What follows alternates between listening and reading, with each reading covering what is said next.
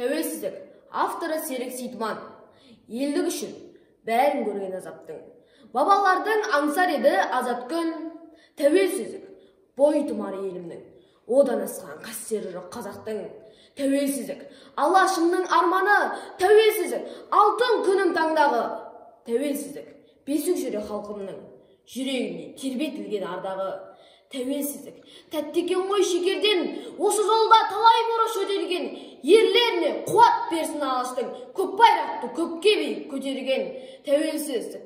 Биігін айбағаңның, аманаттың ақ жолында адалмын, бір сен үшін жасын сықты анаммын, бір сен үшін басын тікті бабаммын, бір сен үшін отқа түсіп жаншыбын, бақытынан безіп бабам балшырын, ұйықтамады. Көз шырымын алды олар, маңдайына сабын діреп қамшының. Тәуелсіздік.